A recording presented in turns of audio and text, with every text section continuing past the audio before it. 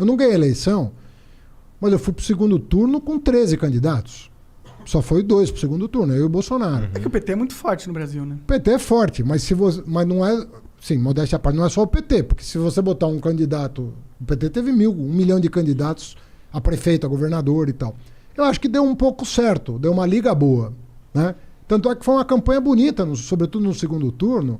Eu, me emocionei muitas vezes, pela liga, né, que acabou dando. Então é natural, pô. Se o Lula não pudesse ser, eu falei, não, eu acho que o Lula tem que ser, porque eu conheço os processos que foram anulados, e aquilo lá é ridículo.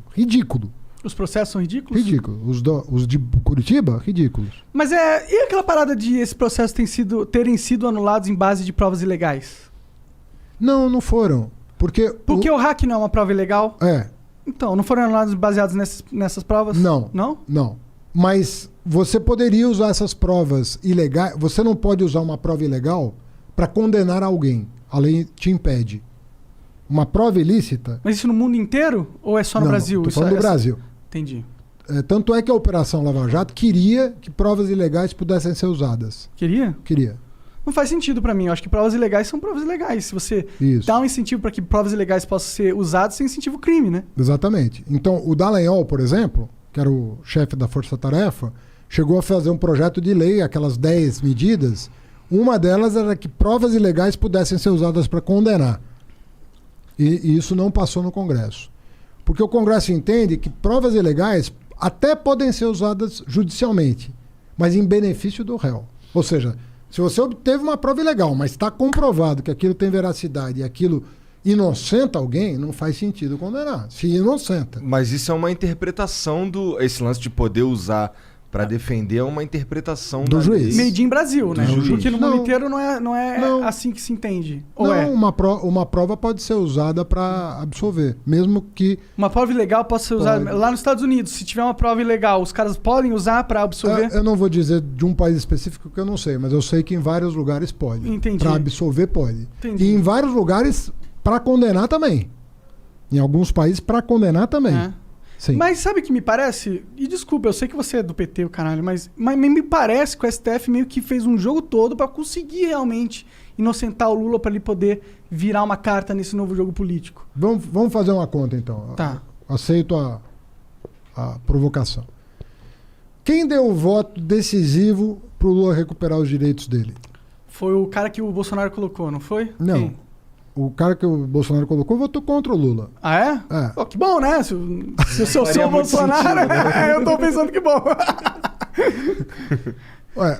Eu não sei se ele votou por causa do Bolsonaro ou porque ele estava convencido. Se for por causa do Bolsonaro, ele errou. Se for porque ele estava convencido, ele acertou. Tudo bem, Quem deu o voto decisivo foi a pessoa que votou sistematicamente contra os interesses do PT ao longo dos últimos 10 anos. Foi a Carmen Lúcia.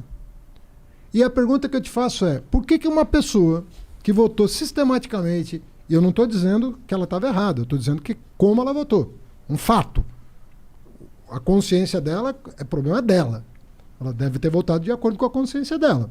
Até prova em contrário, ela votou de acordo com a consciência dela. Por que essa pessoa que votou com a consciência dela contra o PT o tempo todo deu o voto decisivo para o Lula recuperar os direitos políticos? Porque era escancarada a maneira como o Moro se comportou em relação ao Lula. Você não pode grampear o advogado do réu. Você não pode induzir uma testemunha. Você não pode pedir para trocar o procurador porque o procurador não está tendo um bom desempenho.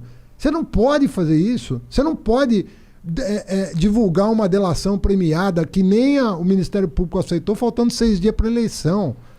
Você não pode fazer isso como juiz.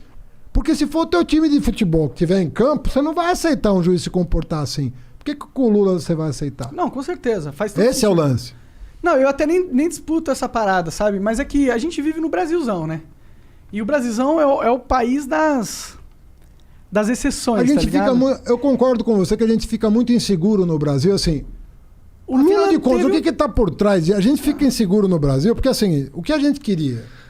A gente quer uma justiça que diga o seguinte: errou, vai pagar. Não errou, vou inocentar. Mas não é o que a gente tem. A gente tem um crime compensa máximo aqui no Não é Brasil. o que parece ter. A verdade é que você fica o Brasil de hoje, eu falo como cidadão aqui, não estou querendo ofender nem juiz, nem ministro, nada disso. Mas o que eu sinto da parte da sociedade, e é um sentimento que eu tenho também, portanto eu comungo desse mesmo sentimento, é o seguinte: a gente não tem a segurança de que os poderes estão cumprindo seus deveres na forma da lei. E isso gera uma instabilidade muito grande e uma insegurança muito grande. Por exemplo, você é de esquerda e quer fazer política. Pô, eu sou um cara de esquerda. Eu não sou político. Eu fui. Por que eu digo que eu não sou político? Eu sou político no sentido tradicional. Assim, eu vivo a política. Eu sou um cidadão. Eu exerço a minha cidadania. Nesse sentido, eu sou um político.